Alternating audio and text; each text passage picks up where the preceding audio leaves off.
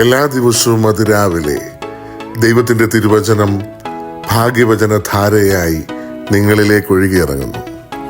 ഭാഗ്യവചനധാര എന്ന ഈ channel subscribe ചെയ്യാത്തവർ ഇന്ന് തന്നെ സബ്സ്ക്രൈബ് ചെയ്യുക. ഞങ്ങൾ അപ്ലോഡ് ചെയ്യുന്ന തിരുവചന സന്ദേശങ്ങൾ യഥാസമയം നിങ്ങൾക്ക് ലഭിക്കുന്നതിനായി ബെല്ലൈക്കൺ അമർത്തുക. ദൈവം നിങ്ങളെ അനുഗ്രഹിക്കട്ടെ. ദൈവ തിരുനാമത്തിന് മഹത്വം ഉണ്ടാകട്ടെ. എല്ലാവർക്കും യേശുക്രിസ്തുവിന്റെ നാമത്തിൽ സ്നേഹവന്ദനം. അനുസരണത്തിലൂടെ അനുഗ്രഹം. ദൈവവചനം നമ്മൾ വായിക്കുമ്പോൾ അനുസരണം എന്നതിന് വളരെ പ്രാധാന്യമുള്ള ഒന്നായിട്ട് നമുക്ക് കാണുവാൻ സാധിക്കും.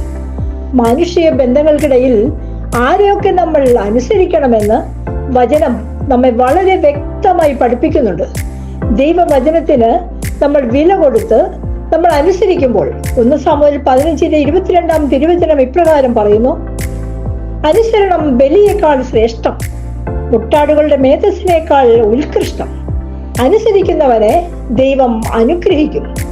അനുസരിക്കുന്നവരെ മാത്രമല്ല, അവരുടെ തലമുറയെയും ദൈവം അനുഗ്രഹിക്കും. ഉൽപ്പത്തി 22:18 തിരുവചനത്തിൽ, നീ എന്റെ വാക്ക് അനുസരിച്ചത് കൊണ്ട് നിന്റെ സന്തതിയിലൂടെ ലോകത്തിലെ ജനതകളെല്ലാം അനുഗ്രഹിക്കപ്പെടും. ദൈവം അബ്രാഹത്തിനോട് പറയുന്ന വാക്കുകളാണിവ.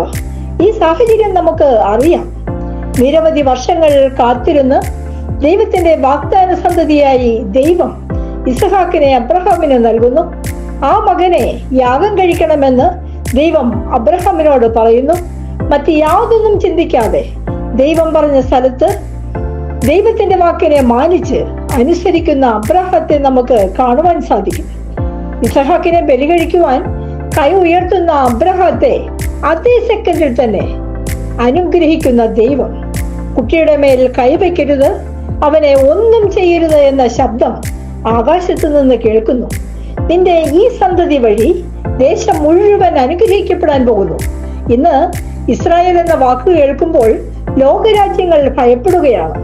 ഈ ഒരു കുഞ്ഞു രാജ്യത്തിന് ഇത്രയേറെ ശക്തി, ഇത്രയേറെ ബലം അത് എവിടുന്ന് കിട്ടി? ഈ വചനത്തിൽ നിന്ന്, ഈ അനുഗ്രഹ വാക്കുകളിൽ നിന്ന്. ദൈവത്തിന്റെ സന്നിധിയിൽ ദൈവത്തിന്റെ വാക്കുകൾ അനുസരിക്കുവാൻ ഒരു പിതാവ് തയ്യാറായപ്പോൾ നിന്റെ സന്തതിയായ ഇസഹാക്ക്, അവന്റെ സന്തതിയായ യാക്കോബ്, ആ യാക്കോബ് പിൽക്കാലത്ത് ഇസ്രായേലായി മാറ്റപ്പെടുമ്പോൾ ആ വാഗ്ദത്തത്തിന്റെ നിറവേറലാണ് നമുക്ക് കാണുവാൻ കഴിയുന്നത്. പ്രിയ സഹോദരങ്ങളെ, ദൈവത്തിന്റെ വാക്കുകൾ നമ്മൾ മറ്റൊരാലോചന ഇല്ലാതെ അനുസരിക്കുമ്പോൾ നമ്മൾ അനുഗ്രഹിക്കപ്പെടും. നമ്മൾ മാത്രമല്ല, നമ്മുടെ തലമുറകളും. അതിനായി ഉന്നതത്തിൽ നിന്നുള്ള ശക്തി നമുക്ക് ആവശ്യമാണ്.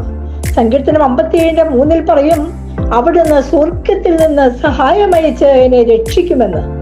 ദൈവത്തിന്റെ വചനമനുസരിച്ച് അനുഗ്രഹം പ്രാപിക്കുവാനായി സ്വർഗത്തിൽ നിന്ന് ശക്തിയും സഹായവും ലഭിക്കുന്നതിനായി പ്രാർത്ഥിച്ചുകൊണ്ട് നിർത്തുന്നു. നന്ദി.